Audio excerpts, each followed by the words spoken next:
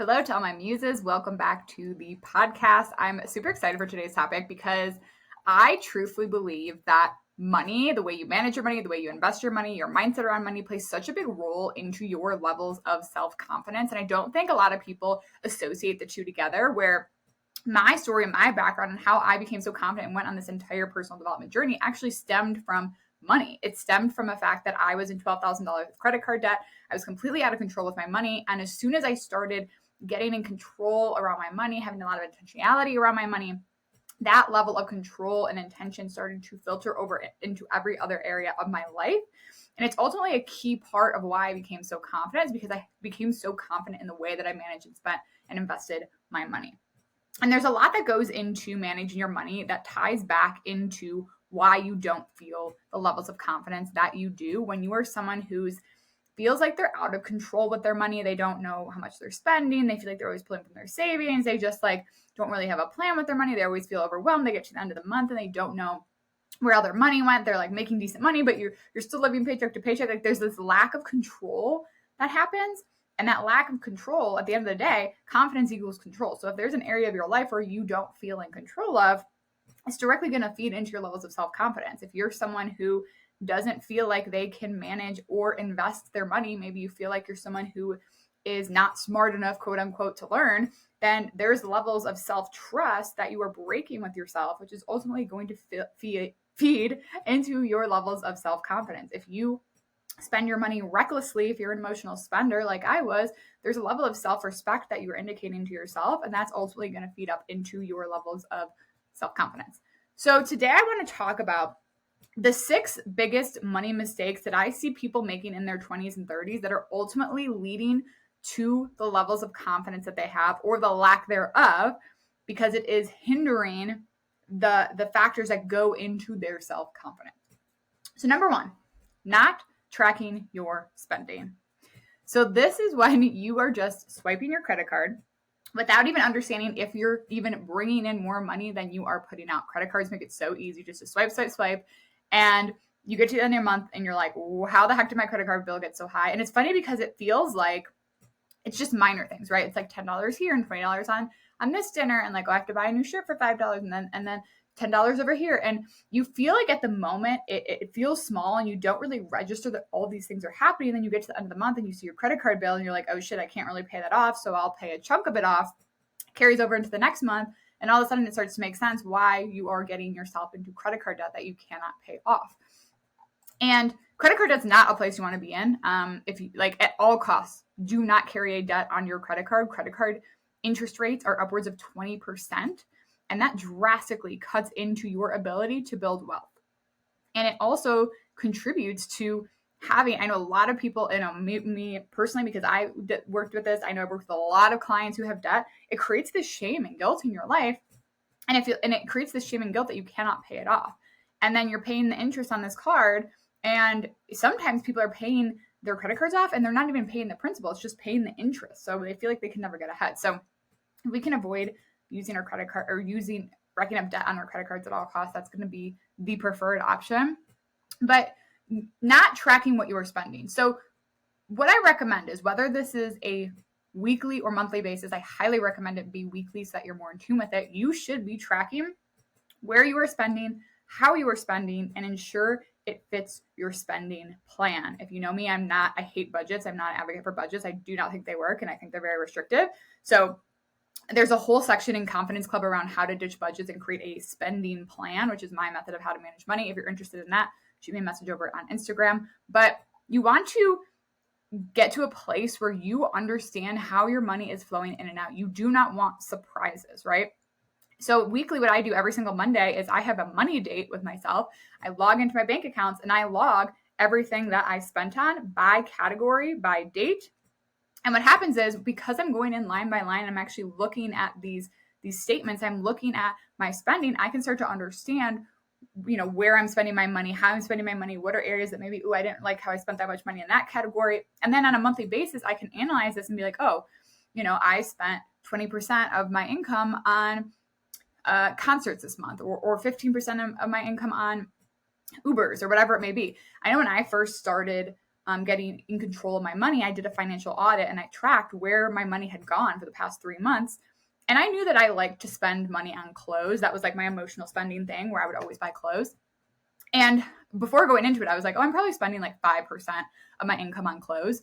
I did a financial audit for myself and I ended up realizing I had been spending, I think it was like 16% of my income on clothes every month. And I was like, what the actual F? But I would have never known that had I not gone in and actually understood how I was spending my money, understood the categories that I was spending on. Because if you're not looking at that stuff, you're really just getting your credit card bill at the end of the month and you're just trying to pay off as much as you can, but you're not actually understanding how your money was flowing in and out.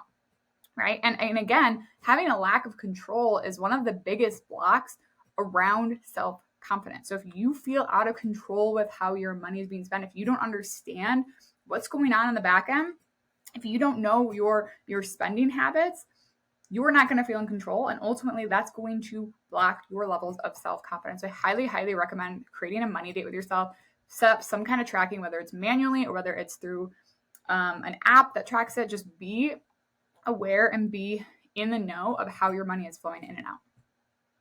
The second biggest mistake I see is people not reverse engineering towards their goals. So I see this happen really often where you think you have quote unquote goals when really they're just dreams. It's not a goal if you don't have a plan to work towards it, right? People say like, I want to retire one day. I want to buy a house. I want to be financially free at this age. And then I ask them like, well, what are you actually doing today to make sure that happens, right? And this is a huge reason why 40% of Americans today cannot retire, because they did not plan accordingly to be able to retire. It's like you reach a certain age, you reach maybe, because right now it's hard to think about retirement, right? You're in your 20s, your 30s, you're not thinking about it, but you have to start thinking about these things because you get to age like 50 and you're like, oh shit, I actually need to be saving for my retirement. And it's really hard to build wealth when you're not investing your money. When you get to age 50, you have a pretty short time frame for how your money can compound on itself, right? So you have to be aware of what your short-term and long-term goals are. You have to understand when you want to achieve that and by what date and what amount you need. And then you need to back into that. So instead of setting the goal and working towards it, like one day I want to buy a house, one day I want to retire, you need to set the goal and back into it.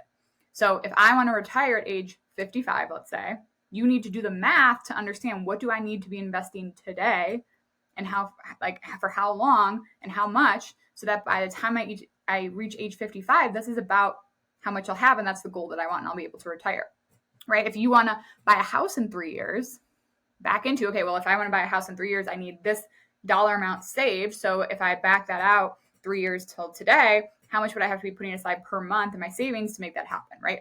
That is what you need to do. And you need to back into it instead of just like putting it out there that you have this goal, which really isn't a goal if you're not actually working towards it, and figure out the steps you need to do today to actually make that happen. When you have an actual plan in place to work towards your goals, you feel in control versus feeling like what you want to accomplish is this like distant wish for the future. It's like, no, I actually have control over this. I actually have a plan, and that's going to lead to those levels of self-trust that feed into your self-confidence. Number 3, making excuses for not learning how to invest your money. I could go on and on for days about how important investing your money is. It's going to be so difficult for you to save your way to building wealth. Save your way, meaning like put just money in a savings account. Unless you're making a very high annual income, it's going to be really hard to be able to retire one day by just saving your way there. And, so the sooner you can learn to invest your money, the better, because of how compounding interest works, which is like the 8th wonder of the world. You're never going to get back time, which is crucial for building wealth. And your 20s and your 30s are your most important money years because your money will have longer to compound on itself.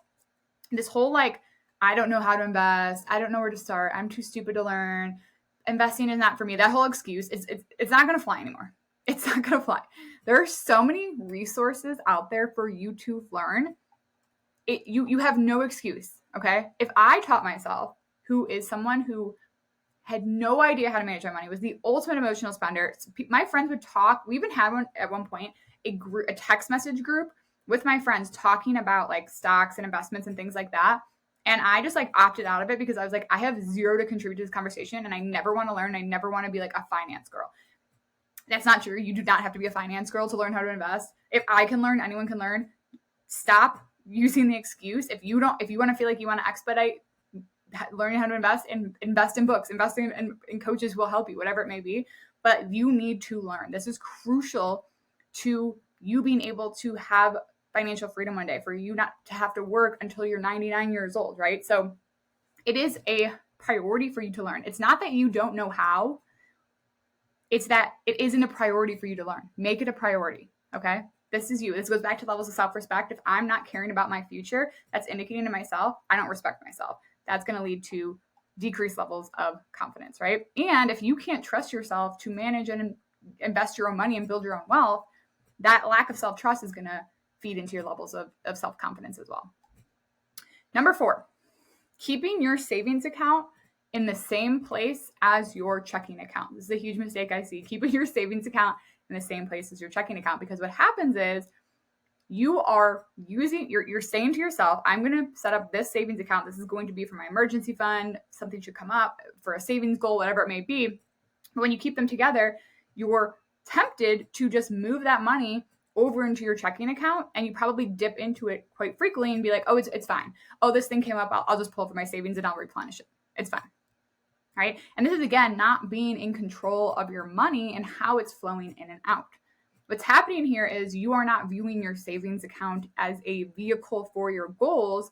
You're viewing it as a second checking account. Oh, if I need the money, I should go there. So what's happening is you're telling yourself, I'm going to use this for one thing. I'm going to use this for my savings goal. I want to save $5,000. I want to buy a house. I want to buy a car. I want to do this. You're setting that up.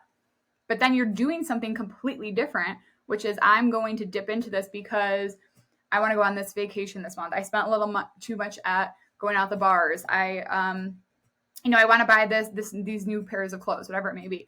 Okay. And you can do all that stuff, but it's, again, creating a spending plan that actually accounts for that versus saying this is my savings account and I'm going to use it as such, but then doing something entirely different and pulling from it.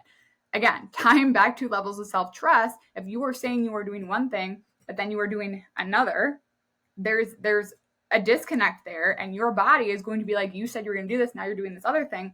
It's breaking the levels of trust with myself. You're saying I'm not following through on the things I say I'm going to do.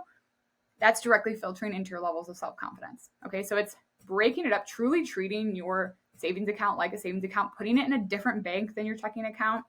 And that's just from like a mental perspective, but even just from a rational perspective, you want the best savings account and checking account possible. And your savings account should be in a high yield savings account that's actually getting you more than like 0.01% interest. So look up moving your savings account to a high yield savings account. Okay. Number 5, spending your money to keep up with other people. Number 5, having to spend to keep up with other people, having to spend to maintain a certain perception from other people, or because you cannot say no to people. So this is not having control over your money because you are linked to external validation from people, right? So you are spending your money to have a certain house, have certain clothes, drive a certain vehicle. It's like you're spending your money to keep up this perception that you want people to have of you, and you're using money as a way to do that. Or you also cannot say no to people, where someone might say, hey, do you want to go to this concert? Or hey, do you want to go to this vacation, this weekend getaway? Hey, do you want to do this? And internally you're like, I actually really don't. But you feel bad upsetting that other person, or you feel like they're going to get upset with you or whatever it may be. You think, oh, if I do this for them or if I commit to this, then maybe they'll owe me one, whatever the story is.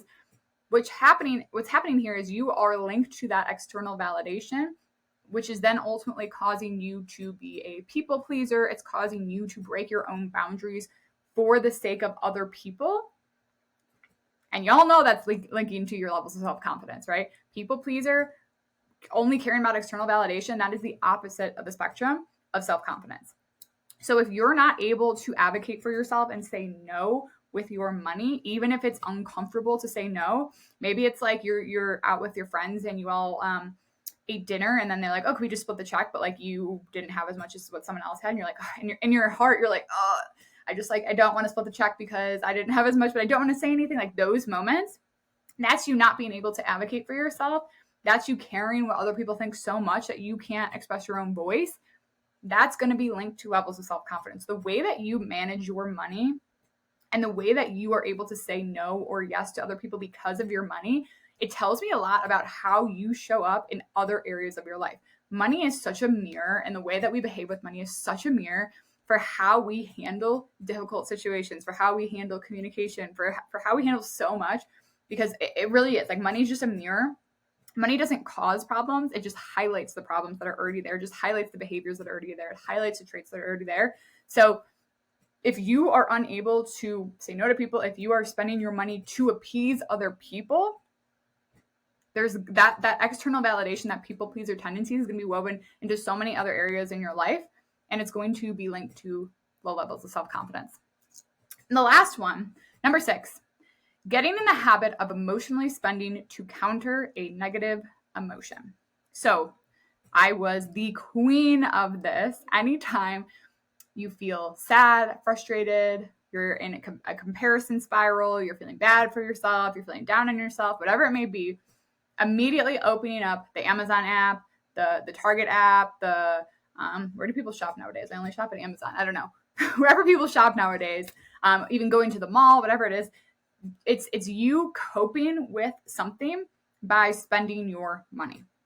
Okay, one, just from like a rational standpoint, this is going to cause you to rack up probably a lot of credit card debt. This is where I got in my credit card debt, is because I would emotionally spend to try to mask my insecurities and mask when I would feel down about myself. I would buy makeup and clothes and things like that, just like external things to try to make myself feel better. So from a rational standpoint, that's not going to be financially smart, but also it's allowing you to not work through emotions on your own. It's saying that you are not in control of your emotions, and therefore I need to go to an external source to try to relieve me of those emotions versus working through them yourselves.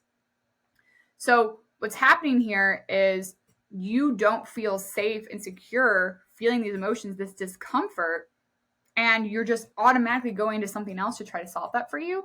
And you not being able to handle discomfort like this with your emotions, again, it's probably a mirror other areas of your life where you have a really hard time handling conflict with friends. You have a really hard time if something comes up that's bothering you with your significant other.